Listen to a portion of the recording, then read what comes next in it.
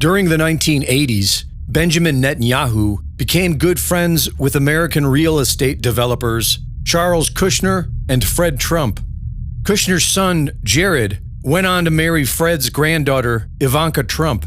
Jared has been talking about the valuable real estate in Gaza for a few years. In Gaza's waterfront property, it could be very valuable. In May of 2024, the Jerusalem Post publishes an image of Netanyahu's Gaza 2035 vision.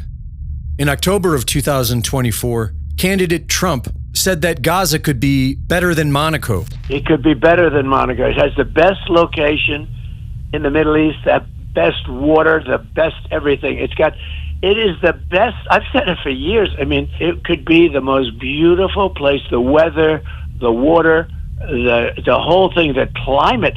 It could be so beautiful. On his inauguration day, President Trump began discussing Gaza in terms of valuable real estate. You know, Gaza is interesting. It's a phenomenal location. On the sea, best weather. You know, everything's good. It's like some beautiful things could be done with it, but that's very interesting. But some fantastic things could be done with Gaza. How do you see the future in governance for Gaza? Well, it depends. I can't imagine you could have, well, you certainly can't have the people that were there. Most of them are dead.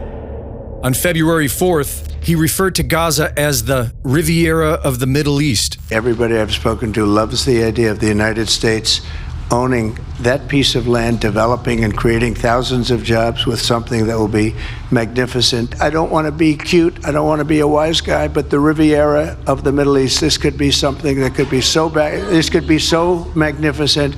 On February 26th, Trump posted a bizarre AI video of Trump Gaza.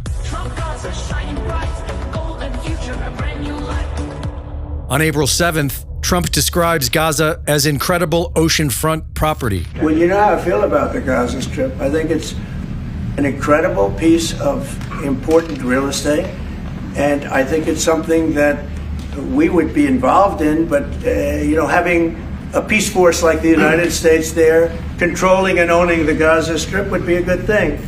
On July 14th, Trump referred to Israel's 2005 removal of its ground troops and settlements from the Gaza Strip as one of the worst real estate deals ever made.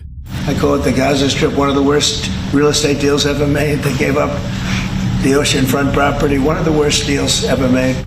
On September 17th, Israeli Finance Minister Smotrich claimed the deal to rebuild Gaza was on Trump's desk and described it as a real estate bonanza. There is a business plan built by the most professional people, which is on President Trump's desk. How this thing turns into a real estate bonanza, I'm not joking, it pays for itself. By the way, I started negotiations with the Americans, and I'm saying this seriously now because I'm also demanding. After all, we paid a lot of money for this war, so we need to share. How do we make percentages on land marketing later in Gaza? But now, no, not joking, the demolition phase, which is always the first phase in urban renewal, we did. Now we need to build. Trump has chosen war criminal Tony Blair to oversee the rebuilding of Gaza. And on September 24th, the Central Synagogue in Manhattan explained how the gods demand human blood for humanity to survive. The greatest lie humanity tells itself is that we have outgrown human sacrifice.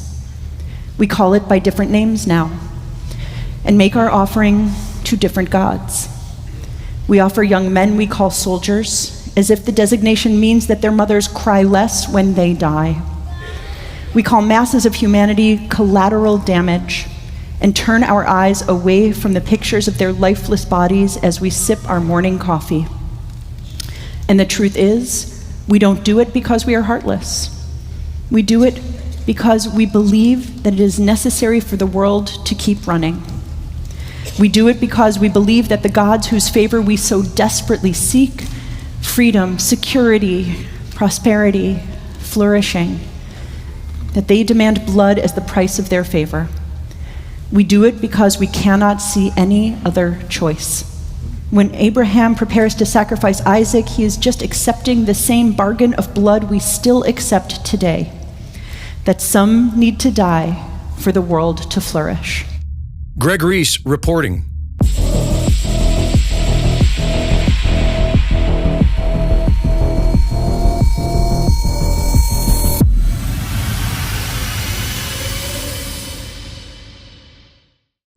The Reese Report is now fully funded by my Substack subscribers. Subscribe today and support my work at gregreese.substack.com.